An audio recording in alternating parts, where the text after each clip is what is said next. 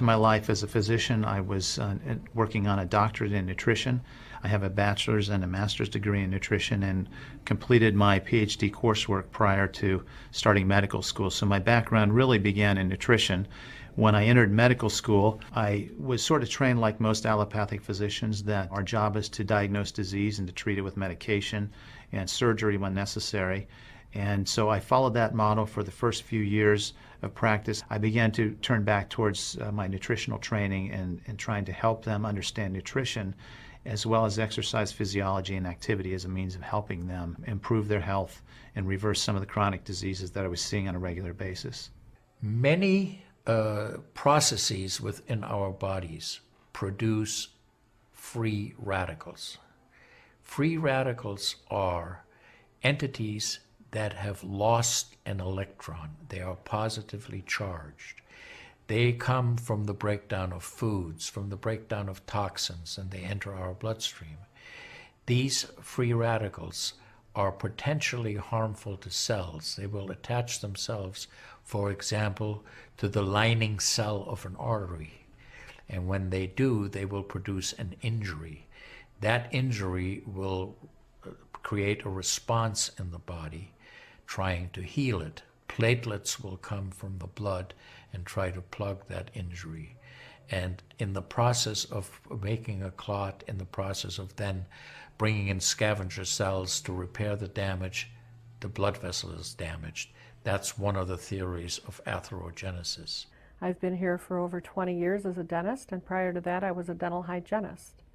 When I worked as a dental hygienist, I got very interested in nutrition and the nutrition and how it relates to the teeth and how it relates to the person. I've been asking every patient, most of the patient comes every 3 years or so. So I observe every year carefully, and I tell them your colon becoming very firm and tight and developing more pockets. So you have to change your diet, to my diet. Then they improve year by year. That's at least like 2 years, 3 years later, their colon becomes soft and pliable. Even you have a lot of pockets, diverticulosis, which can create thickening of intestinal, the muscular layers. So this diet and the water can change your body situation. I tell my patients that we are one big biochemical reaction. Everything that's happening in our body is a biochemical reaction. And for biochemical reactions to occur, we need a solvent. And the solvent in our bodies is water. So there's no question that the most important thing that we can do is hydrate our bodies. Acid reflux, as you know, is a huge problem in our country. People who are obese tend to have it because their stomach and their gastroesophageal junction gets shoved up into the chest. Their lower esophageal sphincter isn't tight. And the esophagus is squamous epithelium. It's a different lining from the stomach, and it doesn't tolerate acid. So when the valve that connects the stomach to the esophagus, that interconnection doesn't function, the acid suddenly starts bathing this lining of the esophagus in acid, and it can't tolerate it. It's painful. People have that terrible sour taste in the back of their throat. When we treat chronic disease with medication and we don't really attack the root cause, which is oxidative stress, free radical damage, we're not really treating or curing the disease, we're managing the disease. Antioxidants have become very, very popular because they are electron donors. And when they meet a free radical, that free radical gets what it wants. It gets its electron, and it's neutralized. Now, the oxidation reduction potential of Kangen water is gigantic. It's about 30 times greater than the famous green tea. Everyone knows about green tea being a profoundly good antioxidant. Fruits, vegetables are considered antioxidants. Kangen water at a pH of 9.5 can have a negative, which is an electron donating reduction potential of up to 600 millivolts. It's measured in millivolts. You couldn't eat enough fruits and vegetables to get anywhere near that amount into your system. So it's a very, very beneficial thing to our health.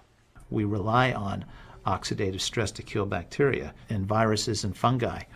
But oxidative stress in excess, when we don't have the proper balance, when we have too much oxidation and not enough of its counterpart, which is reduction, then we get into this situation where we start to see degeneration occur in cells, in the tissues, and ultimately in the body. We get degeneration of the body, we get aging, and we get chronic disease.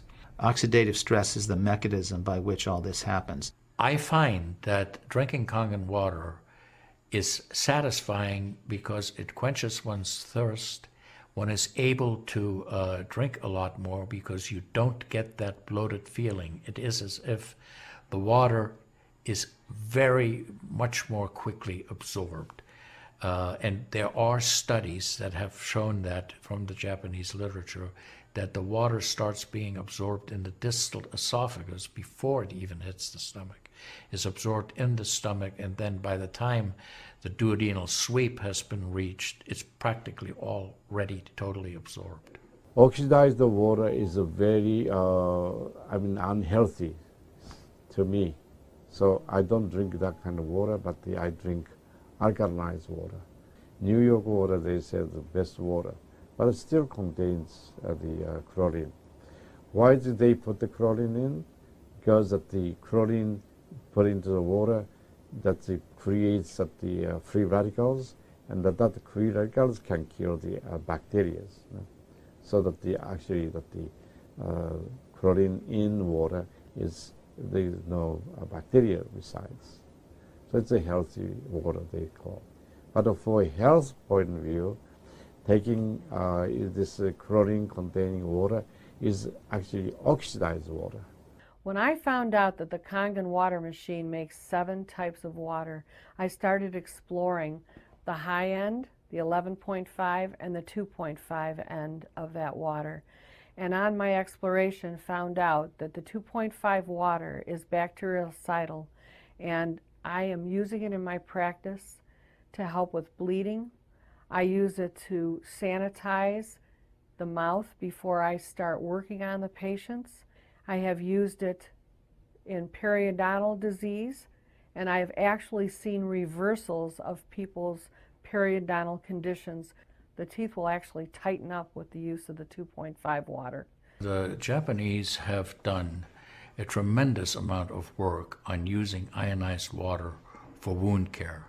There's a lot published in the Japanese literature and also now in American literature about using pH 2.5 water for bactericidal purposes. Staph aureus, for example, cannot survive in 2.5 pH water.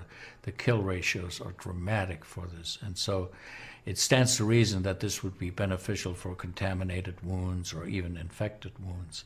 The Japanese, for example, treat diabetic ulcers with ionized water with a low pH and find that to be extremely successful. They also have published a lot on it, and the before and after pictures are very dramatic. The pH 2.5 water has tremendous antibacterial properties against both gram-negative and gram-positive organisms. The benefit for me as a physician to use water to treat bacterial infections is phenomenal. Number one, water's cheap. Secondly, it's very effective. We've seen through studies, and I've seen through my own observations with patients, that it's very effective. And thirdly, there's no side effects to it. With the standard American diet, it's actually very sad. I mean, that is what it stands for. Standard American diet is filled with sugars and the high energy drinks, and even the bottled waters, the potato chips and the pizza, and the things that these children are getting in the vending machines. All of that is acidic. And now, with Kangen water, we have an alkaline water that actually will help reverse what conditions may occur using all those acidic items in our diet. You think the skin is only young? No, artery is young too. So I did the CT scan, my coronary artery, and my coronary artery didn't show any narrowing or stricture. Most of people who are eating a lot of beef, meat, and a lot of oxidized waters, they tend to develop more narrowing strictures. And many people, even in the 50s, they had the bypass procedure, the stent in, all kind of problems in the artery. Definitely the drinking alkalized water and ionized water is more beneficial for us, for our health. One of the things that you learn is called primum non nocere. Above all, do no harm. That is the duty of a physician. It dates back to Hippocrates. None of us want to do harm. What we should do, and I think when we're convinced of something that is really truly good for people, we should go and recommend it to people. Anytime our body sees protein that it doesn't recognize, we have the susceptibility to cause an inflammatory reaction or an allergic reaction. I think that helps me understand why so many asthmatics and why so many people with allergic rhinitis and other allergies do very well with this water in terms of controlling their allergies, because I really do think there's a connection there with incompletely digested proteins through the typical American diet that we consume. Periodontal disease affects 75% of the population. And periodontal disease is a silent disease of the mouth. In other words, you don't really know you have it until it's too late. What I have found is that we do comprehensive cleanings on people to try to get their mouth healthy again. But we use as an adjunct the acidic water that we make here at the office with our Kangen machine, and we use it under the sulcus of all the teeth, in other words, around the teeth and the gums, to clean all the bacteria during our procedures. And we also send the patient home with the water, because I'm sure you've heard the eyes are the mirror to the soul, while the mouth is the mirror to the rest of the body. There is so much evidence that we're doing good. Look at Japan. The country of Japan has the highest consumption of ionized water in the world. Now, I'm not saying it is necessarily a direct effect, but they are also number one in overall health care in the world and number one in longevity in the world.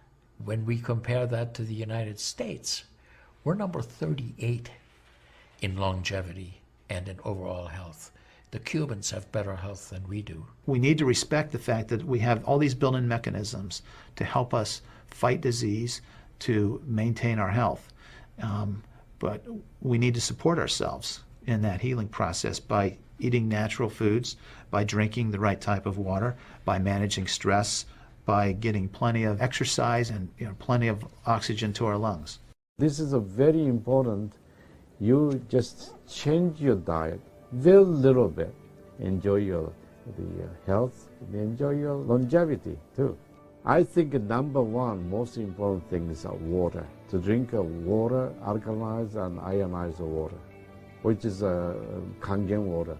I'm very excited that Kangen water is here to help both children and adults alike. I'm having great results with it in my practice, and my patients are loving it. I've had the great fortune in my life to have graduated from one of the finest medical schools in the world, Harvard. I was trained in the Harvard residency program. I've spent my entire professional career affiliated with that institution. One of the best things, next to being affiliated with this great institution, has been my discovery of Kangen water. For those of you who are trying to optimize your health and trying to do everything you can to have good health, to maintain your health, preserve your health, my plea is just try the water. There's nothing more simple, there's nothing more inexpensive, and there's nothing more powerful and effective than Kangen water. In Japan, they have a saying, Mizuo Kayareba, Jinsei Kawaru. Translated, change your water, change your life. Do yourself and your family a